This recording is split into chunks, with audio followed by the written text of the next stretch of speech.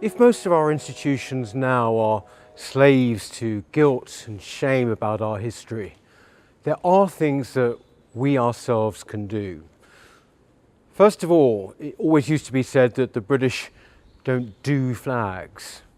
Certainly the government has suddenly realised that in fact the flag's pretty important, so it's going to be flying now from all public buildings all year round.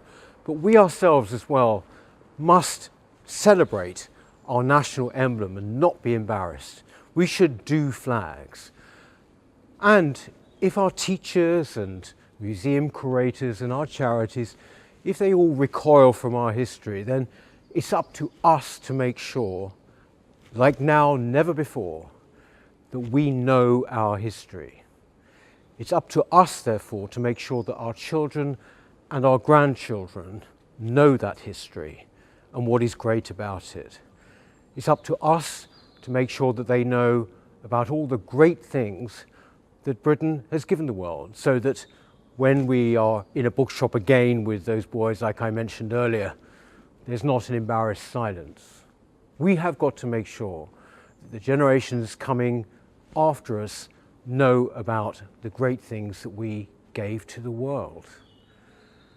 So I make no apologies for listing some of those things right now, and neither should you. Parliamentary democracy. The world's first industrial revolution.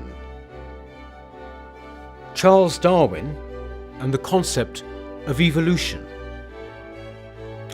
William Shakespeare. Isaac Newton and the laws of gravity. The World Wide Web is invented by Tim Berners-Lee. English, the global language. The concept of common law. The King James Bible.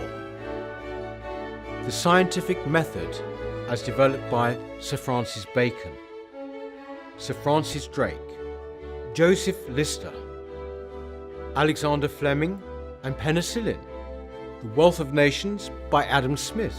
Charlie Chaplin. Turner. Cartwright and the invention of power looms. The mass production of steel. Elizabeth I, the Virgin Queen. Football, cricket, rugby, golf, almost all organised sport. The Lord of the Rings by J.R.R. Tolkien. William Harvey and the human circulation system. James Bond, the invention of Ian Fleming.